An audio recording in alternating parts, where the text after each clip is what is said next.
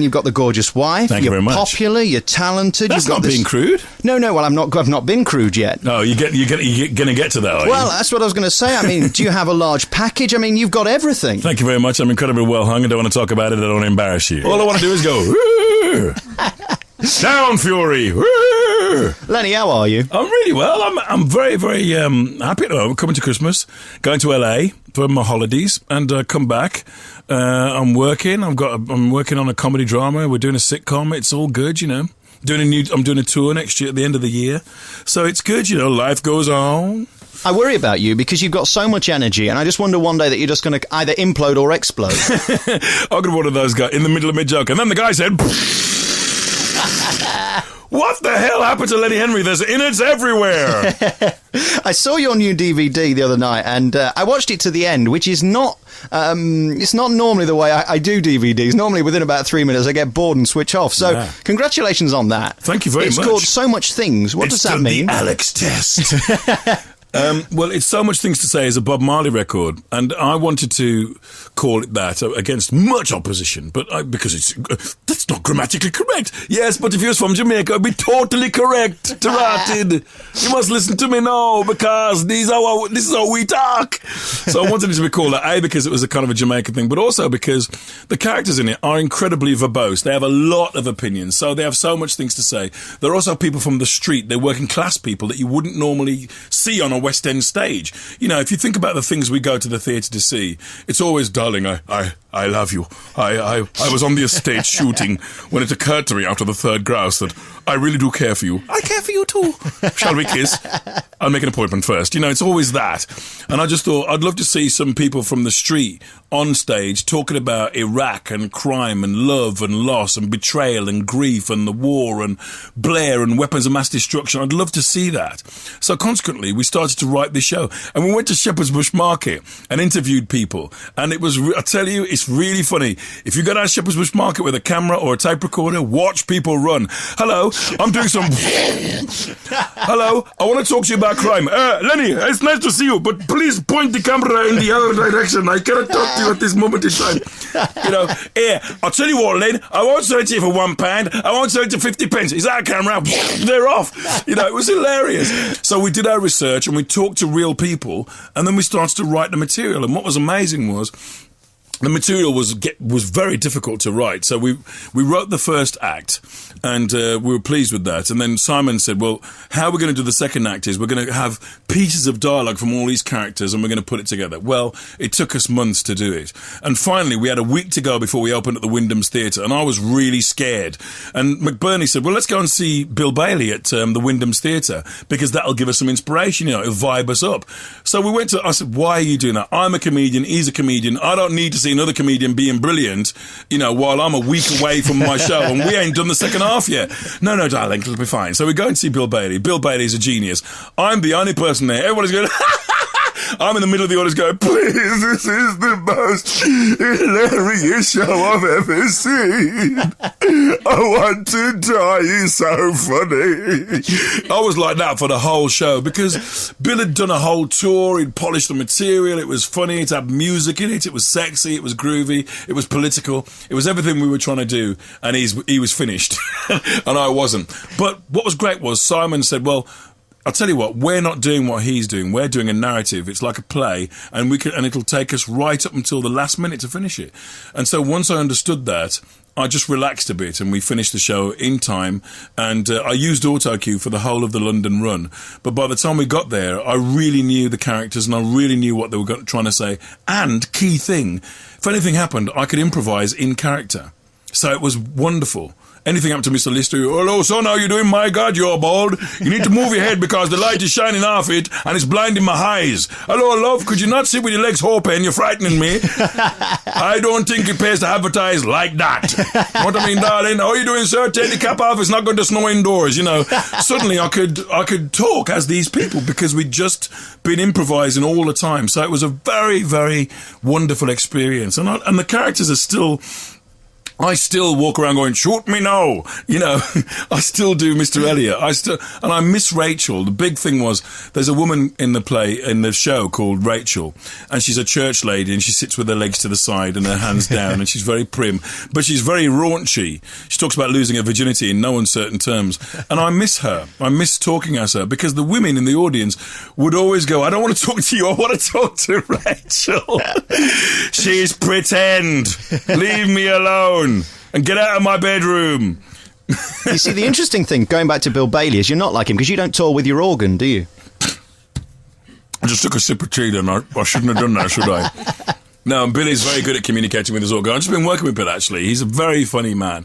He's hilarious. And what's great is we are different. So, I mean, I hope we get to work together in the future. It's very rare that you find comedians that you think, actually, I wouldn't mind being on stage near this guy, because he's nothing like me, and we complement each other. And I think Bill and I do complement each other. We had him on last week, and he's quite odd for a comedian, because he doesn't seem to be the type that wants to be centre of attention all the time. I think that's why he does well on QI and on Buzzcuts, because he's happy to sit back and then just chipe in with a gem. Yeah, he's chipe in.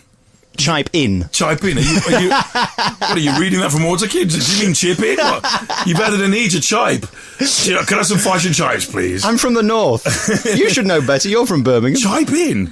Anyway, yes, I think you're right. He's a wonderful comedian. He's very, very funny indeed. He did a whole drum and bass backing track to George Bush that was very, very funny. Terrorist. Bin Laden. Weapons of mass destruction. Jungle. He just went on and on and on. It was hilarious. Genius. Is there any fear with you? Because you always look so confident, and when you're performing, I'm amazed that you say you had auto-cue, because I would find that massively distracting, I would imagine. I mean, do you ever have those moments where you're just terrified? Well, the only reason I had auto-cue was because I hadn't had time to learn the whole show. I knew it, but I wouldn't have been able to string it together. So I had auto-cue for the first 20 shows, and it was brilliant. I loved it. And what was great was people didn't really know that I had it, because I would just glance down and then I'd carry on, you know. But I think it's quite good to be a bit scared, actually, you know, before you perform, because otherwise you'd be fearless and you wouldn't care if anything went wrong. I deeply care. I want the audience to have a fantastic time, you know, so the responsibility of that, I think on the DVD there's a little bit of me thinking before I go on stage, and if you're watching it you're thinking, what's the matter with Lenny, you know, it's only because I'm thinking about it, I want the show to be good, I'm preparing myself, and I'm getting myself in the zone, you know, and that's where those butterflies live, and I think that's a good place for them, really. You see, now, this is the problem, you see, my voice sounds like a chain coming off a motorbike. You... Sound like a set of drums falling down the stairs. You see, I can understand why you're popular with the ladies and they all love you, because you've got this kind of butter voice that just sounds so cool. Well, you're very kind. People do recognise me from my voice, but because I did a bit of radio in the 80s. I took over from Noel Edmonds for quite a long time on Sunday mornings, and I did Saturday afternoons and stuff. And so it's very, very weird to walk into a garage in your sweatpants and with your beard and everything like that, and people ignoring you and going, "Who's that homeless, scruffy person?" And then say, "And can I have a bag of crisps, please?" And they go, "You're Lenny Henry. I mean, you're fat in real life, but I recognise your voice," you know, which is kind of horrible. Thank you for wearing your dinner jacket today, by the way. Thank you. I thought I'd dress up for you. Listen, let's go back to the start of your career, because something I'm fascinated by, I don't think heard you talk about it before, the Black and White Minstrel Show, which you were in. Yeah, I was, yeah. Are you still blacked up now, or is this the real you? I don't understand. This is the real me, and can I say I never ever blacked up, and I did. I think what happened was I went out with this entrepreneur called Robert Luff, who was my manager for many years, and he's a brilliant bloke. But the strange thing was he used to put on the Black and White Minstrels, and he did very well out of it at the Victoria Palace and on tour and stuff like that. He's a brilliant bloke, and I respect him hugely. He's very poorly at the moment, actually. But at the time, the Black and White Minstrels was seen as a variety show for the whole family, with lots of great songs and great costumes. And the spectacle of the thing was why people watched. And people slightly ignored the gigantic ossified elephant turd in the middle of the room, which was, but hang on a minute, isn't this based on a racist premise? Isn't this come from slavery? Isn't the whole minstrelsy thing embarrassing? Why are you doing this? And yes, there were lots of complaints from the Race Relations Board at the time, but not enough to get it off the television, and not enough to stop it from winning multiple awards at various ceremonies around Europe. So, cut to 1975, and I'm about to go sign up for summer season. And my manager was with me and everything, and we're at the Portman Hotel with this guy. And he said, and bearing in mind I'm 16, he said, now, we've got the Black White Minstrels at Blackpool, or we've got the summer show in Morecambe, which is for New Faces Winners, which is this talent show that I was on. And I think it must have happened when the dessert trolley arrived, because suddenly I'm signed up to the Black White Minstrels show, and I don't remember what happened. I just had one of those food blackouts. I was so happy at the Portman Hotel with the food trolley and everything that when it was all over, suddenly I'm with some people going, on the Mississippi, where the boats are rolling along. I'm going, what am I doing here? My family aren't talking to me, and I'm signed to them for 4 bloody years. But eventually I did say to the guy, I think I should get out of this, and I think I should do another type of show because it's embarrassing, and I'd quite like to speak to my big brother Seymour, who's very militant and who won't speak to me because I'm in this show. Did you realise how outrageous it was then as it is now? I mean, because in those days, as you say, nobody drew attention to the fact. No. It was a big turd in the middle of the living room. Nobody talked about it. They just said, oh, it's the old songs and it's the costumes and it's the girls. But they actually loved it, didn't they? Yes, it was a hugely popular show. It would regularly get over 15 million viewers on the telly. This is when there were 2 channels, but it's still a major amount of people not realising that this is a mad thing they're watching. So anyway, I don't have anything against the people that were in it or even the people that organised it. What I do know is that I'm thankful that we're in the 21st century and people seem to be a bit more on the money about these kind of things now. It certainly wouldn't happen now. Did you realise at the time how outrageous it was going to be, or did you just think it was a gig? I was 16. I was happy to be somewhere where they'd give me food. All right, let's move on from that. And on the same vein, really, I mean, your show is so interactive, and I would be fearful, being an ugly fat ginger guy, to sit anywhere within about 500 seats of your stage, because... Firstly, you're not ugly. Secondly, you ain't fat by any means. Listen, my family has big people in it. You are not fat, all right? You would be called a skinny in my family. You would be a small. Let Alex come in. He's small. He needs to be feeding up. Where you at? Give him the soup. Give him the soup with the food in, because Alex needs to be... Why? What you eating, Alex, at home? They're not feeding you. Lenny, eat some dumpling. We'll put some meat on your bones, boy. Lenny, you haven't seen me without my clothes on. I don't ever want to see that. My portions are not pleasant. No, I don't ever want to see that, Alex. But you do love to pick on your audience and talk to them and bring them into your act. Well, I do, yes. And we did that on the television show. And what was very funny about the television show is we used to have a section where I would come out at the beginning and talk to the audience, and people would come back. So you'd start saying, they go, you did that last week. Hang on a minute, you're not supposed to be here. We're supposed to be different people every week. Hey, you did that last week. Try the one about the cheese. I like that one. Do that again. Some jokes don't stand repeating, Lenny. Move on. We heard that one. It was like that. And it was brilliant. I loved it. But when I'm on stage, I once did a show in Barnstaple where on the front row, and this is no word of a lie, I had a butcher, a baker, and a candlestick maker. Now, I'm sorry. That's got to go down in the annals of history. And so you don't find that out unless you commune with the audience. You've got to talk to the audience. And I've always, there was one tour that I did, I think it was called Totally Fierce. It was the Totally Fierce tour, where I did about 40 minutes of just talking to the first 3 rows of the audience every night. And so I learned very quickly the kind of things audiences say. I also learned how to roll with different parts of the country, what kind of things they always said certain things, they always got a bit shy.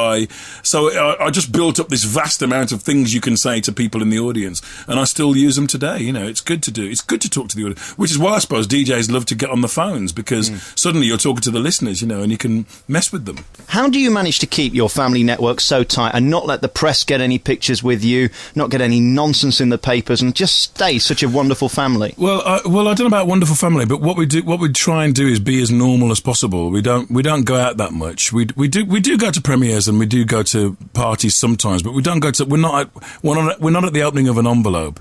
We try and keep ourselves to ourselves, and we got a daughter, and she's 14 years old, and I think the fact that we've got her to 14 years old without lots and lots of press intrusion is a good thing, because in the end, it's not her fault that her mum's the Vicar of Dibley and her dad's a chef. You know what I mean? She's just a normal kid, and so we treat her like a normal kid, and we take her to school every other day. And I'm having to drop her further and further away from the school because I embarrass her. Drop me by the bus stop. We're 100 miles away. Doesn't matter. Leave me here. You're wearing the yellow trousers. I cannot be seen with you. But more power to her. She's a great kid, and we just wanted to have a normal upbringing, you know. And in our house, you know, people are always saying, "Ooh, but it's we're just very normal." We watch Lost like everybody else. We watch EastEnders. We sort of have big curries. We order curries. We make a big spag bowl. You know, we have friends around on a Sunday. I cook Sunday roast. Dawn comes in and goes, "There's something burning." You know, we're like everybody else. So we try to do that, and I think that's why we're still intact, you know. But it's not easy to maintain what you do, and I think that's something to be applauded, because all these celebrity magazines, you never see you in those, and I think that's so brilliant. And I think it is the road to destruction if you do start doing those, and I just feel so bad for the celebs that get into it. Well, I was reading about, I think the key word you're using is celeb, really, because it seems to be a dirty word at the moment, and I think that if you run after fame and just always want your picture in the paper, but you don't do anything, I think it's a real shame, you know. I think, well, Ricky Gervais did it when he was in the last episode of The Office, when he said, "I just have to keep going to places and waving. Why are they paying me for? I just wave. I just show up and I have to wave. And there's other people like the bloke from the Halifax ad, and we're just waving at people and we don't do anything." And I think that's the thing you've got to be careful of.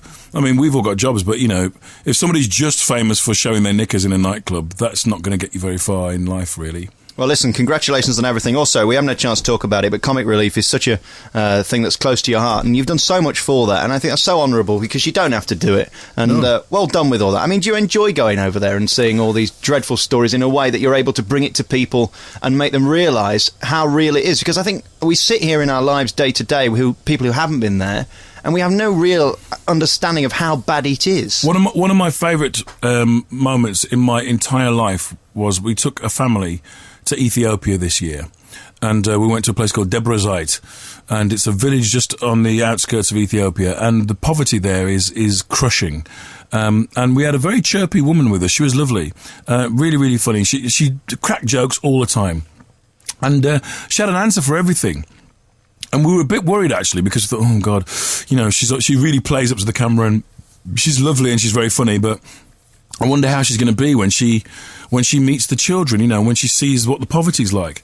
I'm telling you, we went out to see some street children about 6 o'clock in the morning, and we got out there, and all of these children were there begging on the street, homeless, rags, you know, some of them with swollen eyes and swollen hands, some of them, you know, got sores on their arms where they've not been able to get treatment, some of them really, really painfully thin, and she just started to cry. She just started to cry, and she couldn't talk. She could not talk.